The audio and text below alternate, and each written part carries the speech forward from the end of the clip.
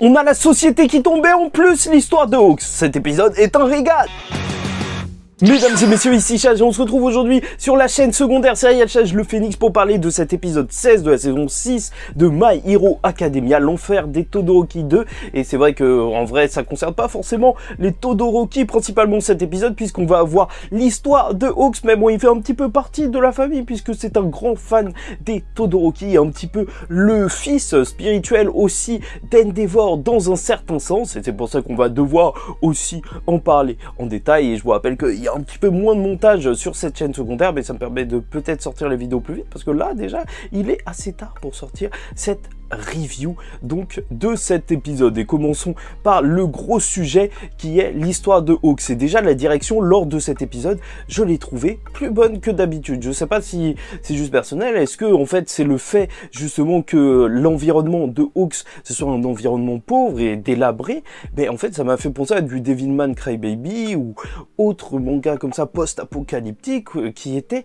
franchement agréable à voir, hein, même en termes de couleurs et compagnie. La palette de couleurs utilisée qui est assez désaturée entre guillemets, je trouve qu'elle marche assez bien, ça rend très bien et c'est vraiment un épisode d'ambiance pour justement toute la société qui était en train de tomber. Mais bien sûr certaines personnes comme Hawks avaient déjà des problèmes avec cette société mais ont été sauvées parce qu'en fait il a eu une enfance donc où justement ses parents se fichaient un petit peu de lui. En fait son père il était en cavale et justement il a eu un enfant avec sa mère qui avait un alter pour la surveillance avec ses yeux qui flottent dans les airs, ce qui est assez flippant, et avec son père qui avait un alter de plume. On comprend donc que l'alter de Hawks c'est un petit peu la fusion des deux, avec même le pouvoir de sentir ce qui se passe autour de lui grâce aux vibrations avec ses plumes. Oui, tu vois que en fait il est vraiment mal aimé. Disons que en vrai sa situation c'est pas la plus bonne étant donné qu'il se prenait des coups de pied, il voulait juste sortir. Et là toute la symbolique en vrai d'avoir justement un héros, une personne même avec des ailes qui est emprisonnée, qui n'a même pas le droit de sortir, c'est quand même assez fort. C'est l'oiseau en cage, bien évidemment. Et là où même je trouve ça encore plus fort, c'est ce côté en fait où All Might est le héros numéro 1 dans ce flashback. À l'époque, bien sûr, il regarde la télé, il voit les héros. Il y a que moi que ça tue de voir Endeavor quand même attaquer un éléphant. Bon, après, c'est un vilain éléphant, on est d'accord. Sauf que lui, il a une peluche d'Endeavor. Et déjà, pour lui, ça représente une certaine forme d'espoir. Parce que les héros, voilà, mais il est tellement pauvre, sa vie est tellement dure que... Voilà, il se dit que c'est limite un rêve qu'un héros vienne, il y croit même pas. Mais surtout, le fait qu'il ait une peluche de Endeavor, ça montre aussi une autre réalité. C'est que All Might est peut-être aussi un petit peu un héros pour les riches, dans le sens où, en vrai, bah voilà, les peluches All Might coûtent cher. Et ce petit détail de voir qu'il a eu une peluche Endeavor juste parce qu'elle était dans un bac en réduction, je trouve ça quand même tout de même assez fort. Et indirectement, en fait, il a été sauvé par Endeavor, enfin directement parce que son père a été emprisonné et donc ça a arrêté justement sa maltraitance. Mais dans tous les cas c'est génial, en fait ça réussit à créer un pont entre les deux personnages. Et en plus de ça, ça construit ce rapport assez particulier dans le sens où Hawks il était maltraité par son père principalement, et là il est fan d'un héros qui a lui aussi des problèmes familiaux justement avec ses enfants, et il veut s'impliquer dans cette histoire, il veut essayer de tenter d'aider Endeavor et peut-être sauver justement une famille comme sa propre famille qu'il ne pouvait pas sauver alors qu'il était juste enfant. Et bien sûr, en dehors de son histoire, on a tout un passage avant de passer sur Enji Todoroki, sur Endeavor, le GOAT de cet épisode qui a été franchement bouleversant parce que là, on le voit avec Benjinis sortir de l'hôpital, et ça se passe avant le flashback. On le voit déjà dans la Batmobile de Benjinis. Franchement, c'est assez cool en fait de la part d'Horikoshi de montrer même certains équipements des héros, et Benjinis qui va arrêter justement un vilain. Et surtout, en fait, lors de ce passage, on va se rendre compte que la société n'a plus confiance en les héros et qu'elle est vraiment débordée.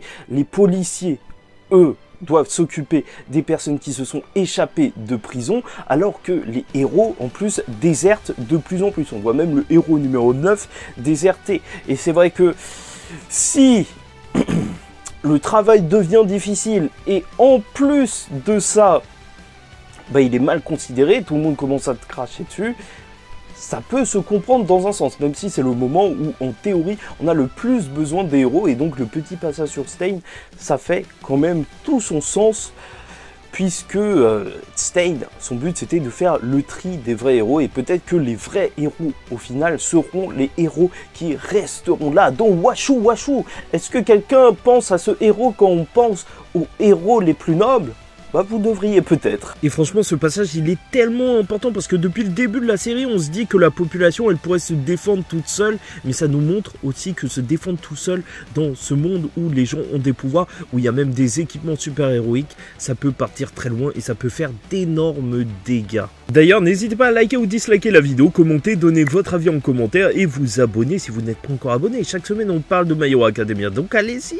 Et bien sûr, c'est assez sympa de voir la voix de Hawks justement avec cette machine, vu qu'il est totalement blessé.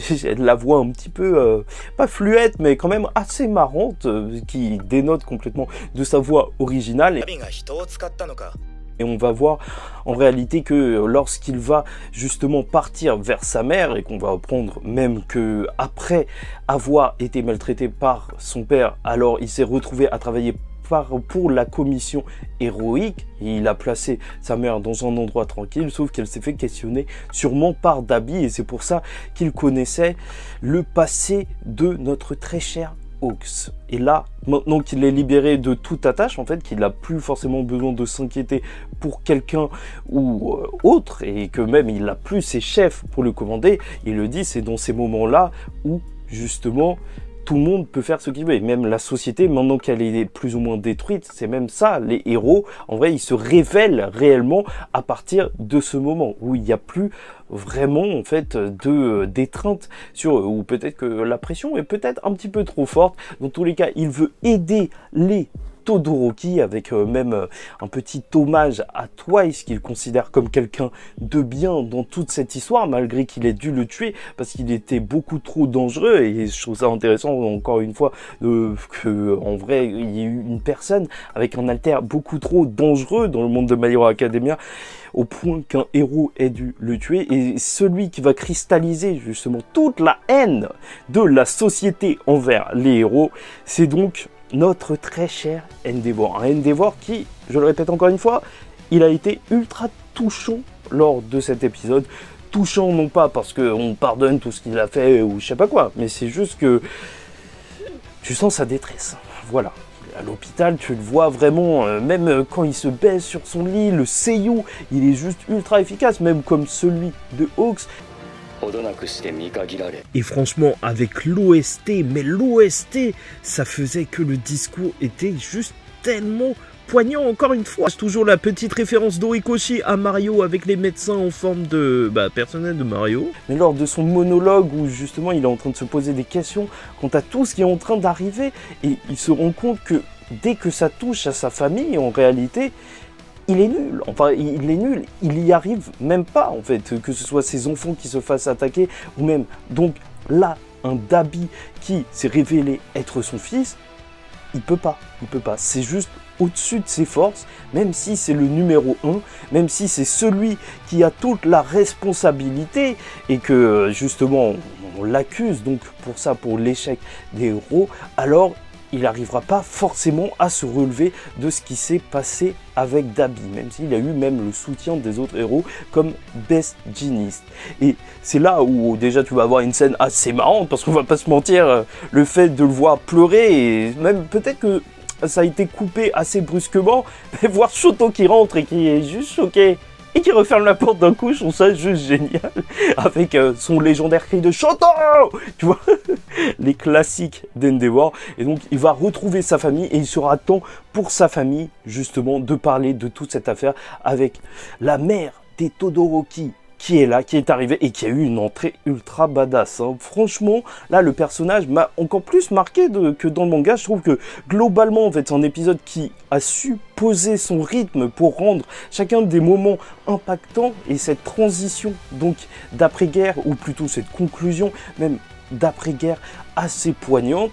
Et pour ça, pour moi, cette adaptation là, elle est en pleine réussite. Hein. Je suis même encore plus convaincu que la guerre réussisse vraiment à prendre leur temps pour nous montrer ces événements qui étaient peut-être un petit peu rushés dans le manga. Et là, ça crée vraiment cette ambiance pesante. Et franchement, c'est ce qu'il nous fallait. Parce qu'il s'est passé des choses énormes lors de cette guerre. Et le temps est venu d'en parler et d'en découvrir plus sur l'entièreté de cette histoire autour des Todoroki. Parce qu'au final, pour l'instant, on a juste eu la version de Dabi. Et dès la semaine prochaine, on continuera donc sur My Hero Academia, le drame familial et sociétal.